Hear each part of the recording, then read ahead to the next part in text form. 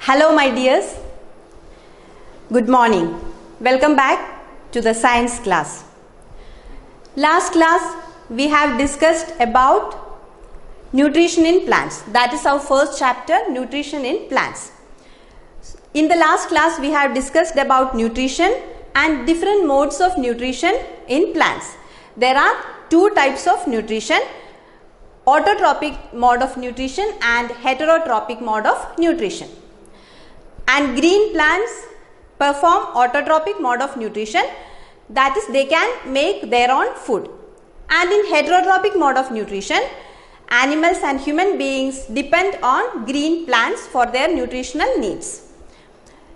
In this class we are discussing about the autotrophic mode of nutrition, that is photosynthesis. That is the process through which plant make their own food. And I know you know about the photosynthesis, the process of photosynthesis. You have been learning about photosynthesis for many years. Here in grade 7, we will be discussing photosynthesis in more detail. Let us see the process of photosynthesis. Photosynthesis. The word is derived from two words. Photo means light. Photo means light. And synthesis means, synthesize means to combine or to prepare. So photo means light and synthesis means to combine or prepare. So photosynthesis is the preparation of food in the presence of light. Sunlight is essential for photosynthesis. So first, the definition of photosynthesis. What is photosynthesis? It is the process by which plants make their own food in the presence of sunlight and chlorophyll using carbon dioxide and water. So this is the definition of photosynthesis. So photosynthesis is the process by which plants make their own food using carbon dioxide and water in the presence of sunlight and chlorophyll. This process is termed as photosynthesis. And you know all green plants can perform photosynthesis and only the green plants can perform photosynthesis, right? So let us see photosynthesis in more detail. So to make it more easy for you, I will explain the process of photosynthesis in the form of a recipe. So as you know, green plants are making their own food and that process is called what? Photosynthesis. And leaves are the food factories of the plant. As you know, the food is prepared in the leaves of a plant. So as we can say it in a simple manner, I will tell you in the form of a recipe. Like that, the process of making food, that is photosynthesis. And where is the kitchen of the plant? In leaves. So in the kitchen. So where this food is prepared by the plants? In the kitchen. So food is prepared in the kitchen, that is in the leaves of a plant. So the kitchen of the plant is leaf. So in the leaves this dish is preparing. And what is the dish they are going to prepare? The food is carbohydrate. Okay. So the plants are making carbohydrates. So the dish which is prepared in the leaves is carbohydrate. So what is the dish? The plant is preparing carbohydrate. So where is the dish is prepared? In the kitchen. So leaves are the kitchen of the plant and the dish or the food which is prepared is carbohydrate. Now to make a food or a dish we need some ingredients, right? So let us see what are the ingredients or raw materials to prepare this food. Now ingredients or raw materials.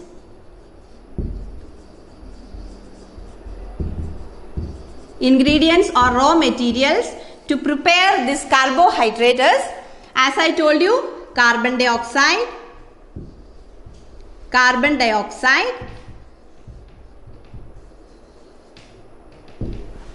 then what? Water and minerals. Water, minerals, then sunlight. Sunlight is very essential to perform photosynthesis, and the next ingredient is chlorophyll. So these are the ingredients needed to prepare the food. So the food is carbohydrate. So for example, if we are making a chicken curry, so where should we make the chicken curry? In the kitchen. And to make chicken curry, we need some ingredients such as chicken, then what? Some spices, onion, tomatoes, oil, water, etc. These are all the ingredients to prepare the chicken curry. So first what we will do? We have to buy chicken and we have to take it into the kitchen. So there we will make the dish. So in the kitchen the dish is prepared. So when we take the chicken and all the ingredients to the kitchen, then we will make the chicken curry. So like that, where is the kitchen of the plant? It is leaves. Leaves are the kitchen of the plant. So these are the ingredients, and the plant is making the food carbohydrate. So all these ingredients are raw materials. These are called raw materials. So all these raw materials should reach into the kitchen, right? Then the leaves will make the food. So now let us see how all these raw materials will reach into the leaf. So first let us see water and minerals. Water and minerals. Okay, water is necessary to perform photosynthesis. So first the water should reach into the leaves. That is the kitchen of the plant where the dish is being prepared. So roots of the plant absorb water and minerals from the soil. So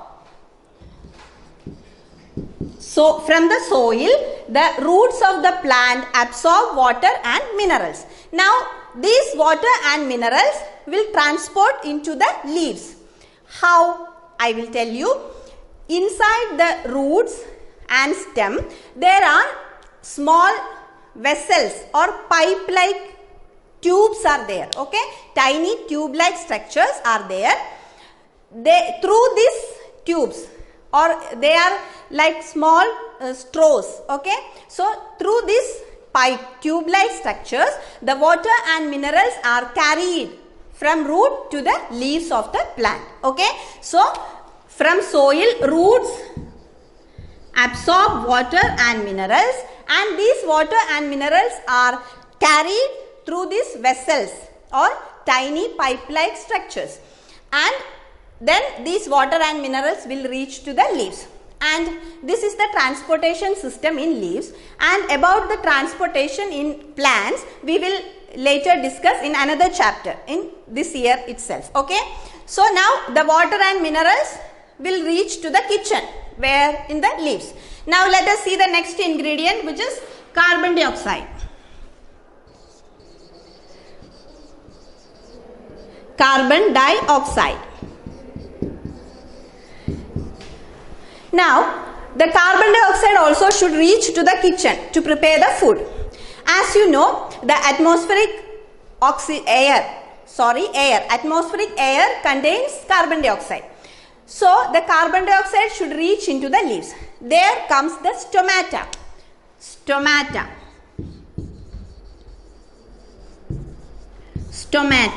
So what are stomata? Stomata are tiny pores we can see on the surface of the leaves. So these are tiny pores which can see on the surface of the leaves. Through these stomata, carbon dioxide is absorbed into the leaves. Okay, so these stomata help to absorb carbon dioxide from the atmosphere. And look here, this is the structure of stomata which can be seen under a microscope. So these stomata are tiny pores which can be seen only through a microscope. So these stomata are, as I told you, they are tiny pores, and these stomata are surrounded by each stomata is surrounded by two protective cells which are called guard cells. Okay, so stomata is surrounded by guard cells. Now see here,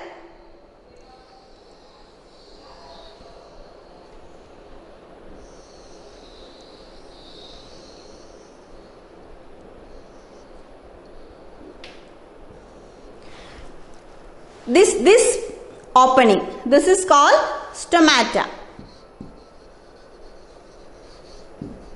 and these cells on either side of the stomata, they are called the guard cells. So these guard cells protect the stomata. Clear, children?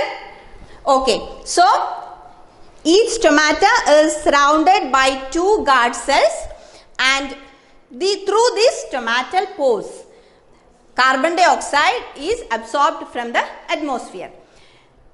Now, as I told you, what happens is when the plant or the leaf needs carbon dioxide, these two guard cells will swollen up, okay, swells up, and the stomatal pores will open like this. Okay, so this guard cells will swells up and the stomatal pores will open, and through that pores the carbon dioxide will get into the leaves. Now, when enough carbon dioxide is there in the leaves, the guard cells will shrink. Okay, the guard cells will shrink and the stomatal pores will be closed. So that is how the stomatal pores are being opening and closing of the stomatal pores. So that is how the opening and closing of stomatal pores happens. So through this stomata, so as I told you, let me explain once more. Stomata are tiny pores which can be seen on the surface of the leaves, and through this stomata carbon dioxide is absorbed into the leaves, and each stomata is guarded or protected by two special cells which are called guard cells. On either side of the stomata, this opening, this space, this is called the stomata. So this stomata is protected by two cells which are called guard cells. Okay, what is that? Guard cells. So the guard cells, the swells up in size when the leaf needs carbon dioxide. Okay, so when the leaf needs carbon dioxide, what happens? This guard cells will swells up, and now the stomatal pores will open. Now through that pore carbon dioxide will get into the leaf, and if there is no need of carbon dioxide, these guard cells will shrink together and closes the stomatal pore. So this is how carbon dioxide will reach into the leaves. Clear? Now the another ingredient, next ingredient, which is carbon dioxide, is also ready in the leaves. Let us see the next raw material for photosynthesis, that is sunlight. So plants get sunlight from the sun. Sun is the ultimate source of energy for all living organisms. So the next is chlorophyll, which is a green pigment which gives green color to the plant. So chlorophyll is the green pigment which can be seen in plants. So here what happens is, this chlorophyll, this green pigment chlorophyll traps the sunlight. Clear, children?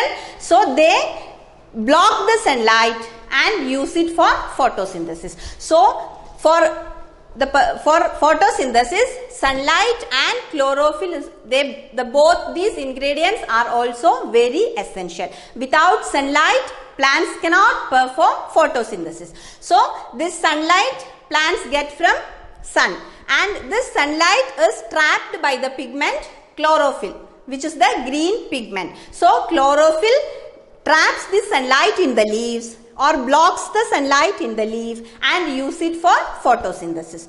So now see, all these ingredients are there now. All the ingredients are ready in the kitchen of the leaf, kitchen of the plant, which is leaves. So all the ingredients are there.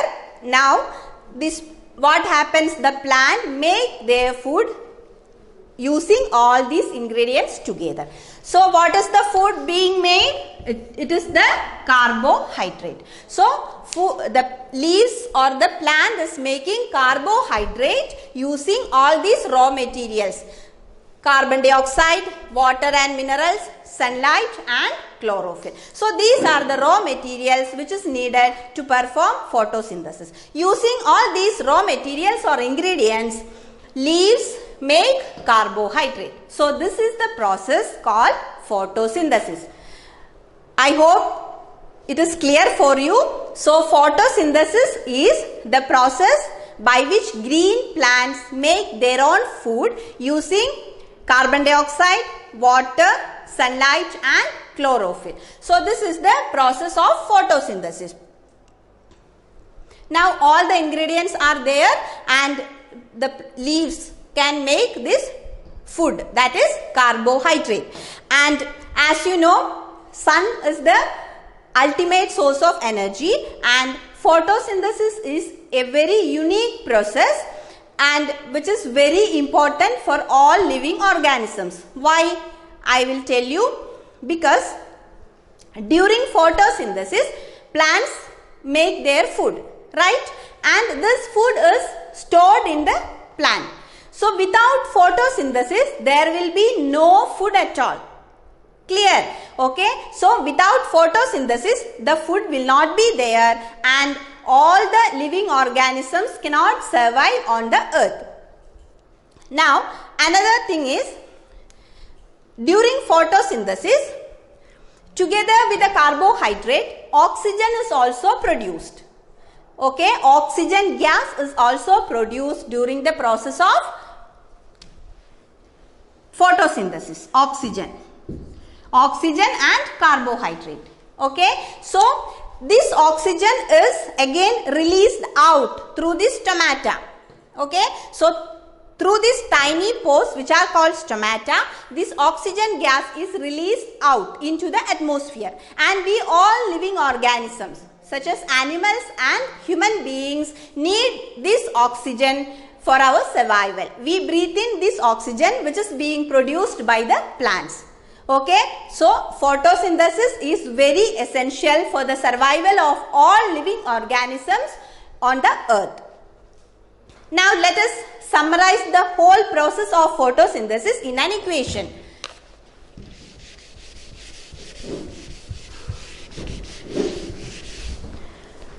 So what are the raw materials? Carbon dioxide,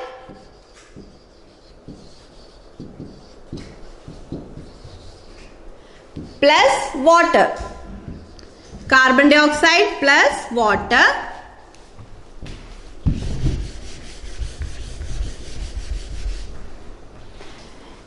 in the presence of sunlight and chlorophyll. In the presence of sunlight and chlorophyll, plants make what? Carbohydrate. What is the food prepared? Carbohydrate plus oxygen. Oxygen gas is also produced during photosynthesis. So this is the chemical formula or equation for photosynthesis, and it is very important. Okay. So let me explain once more. Carbon dioxide plus water in the presence of sunlight and chlorophyll gives carbohydrate plus oxygen. Okay. So as I told you, carbohydrate is the food which is prepared by plant, and oxygen is released out into the atmosphere through the tiny pores which are called stomata. So stomata helps in the gaseous exchange.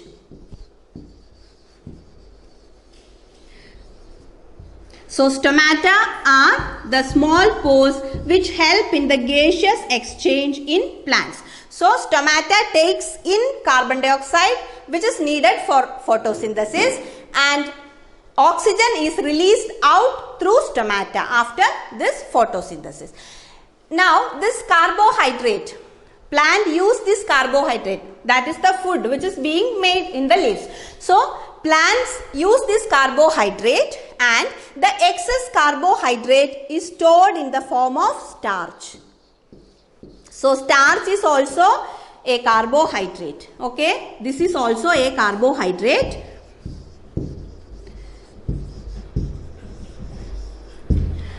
So the excess food is stored as starch in the plant. So this is also a carbohydrate. Now, as you know, this starch is present in the leaves. So during photosynthesis, the starch is being made. That is again a carbohydrate. Carbohydrate is made and it is stored in the form of starch. Clear, children? Okay. Now,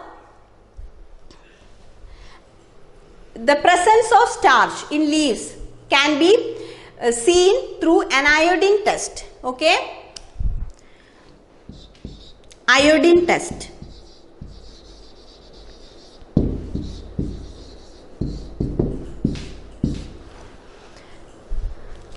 So when we pour some iodine solution on food item which contains starch, the color of the food will change into bluish black. Okay, so that bluish black color indicates the presence of starch in that food item. So here in plants we can conduct a test which shows the presence of starch. That means the photosynthesis occurred in the plants. The presence of starch indicates the occurrence of photosynthesis. Let me repeat, the presence of starch in leaves indicate the occurrence of photosynthesis, because during photosynthesis the starch is being produced. Okay, so by conducting an iodine test, you can identify the presence of starch in plants. Here is an experiment. I will explain. You can take two potted plants.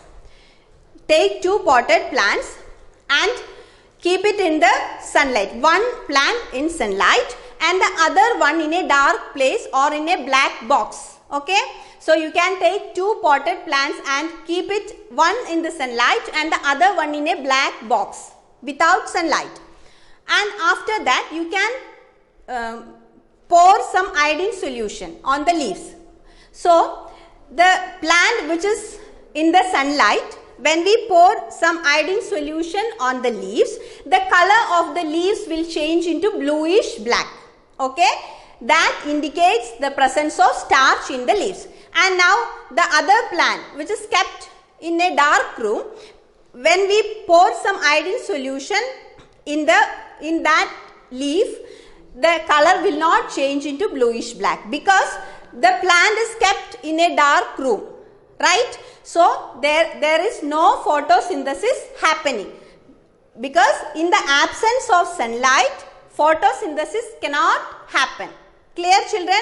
So that plant is kept in a dark room and there is no photosynthesis happening. So that is why there is no starch in that leaf. So the presence of starch is not there. The starch is absent in that leaves. So that is why the color of the leaf will not change in that plant. And again we can take that plant which is kept in a dark room into the sunlight for 1 or 2 days, and after that you can perform iodine test in that leaves again. Then that leaves will show that bluish green color, which indicate again the leaves are doing photosynthesis. Leaves are preparing food and the starch is there in the leaves. Okay, this is the test to indicate the presence of starch in plants. So we can do it, the iodine test, here in school once you are back here. Okay, children? Let us move on to the next topic, cross section of a leaf. So this is how the cross section of a leaf when we see through a microscope. Okay. So the first layer, which is the waxy coating of leaf, is called cuticle. The upper layer, which is a waxy coating, that is called the cuticle. And just below that cuticle, you can see upper epidermis. These cells are called upper epidermis. And below that upper epidermis, there are cells which contain chlorophyll.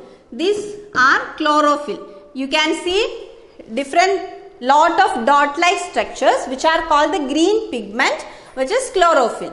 And these are all cells, different shape. The cells which can be seen in the leaf. And in between the cells, you can see some air spaces also. Some empty spaces which can see in between the cells. These are called the air space. And in the lower epidermis, the lower part of the leaf, you can see another layer of cells which is called the lower epidermis. Okay. So in the upper part there is upper epidermis, and in the lower section of the leaf you can see lower epidermis. And in the lower epidermis you can see the guard cells and stomata. So this is the section of a leaf which shows the position of stomata and guard cells. So in the lower epidermis, okay, so that is very important. Stomata can be seen on the lower epidermis of the cell.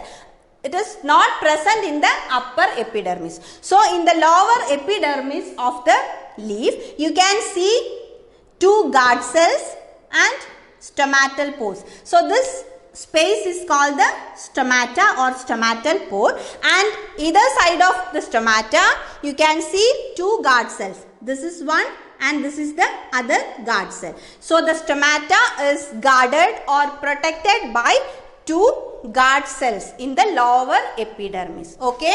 So this is the picture showing the cross section of a leaf, and for a more clear view, you can see this picture showing the different parts of a leaf.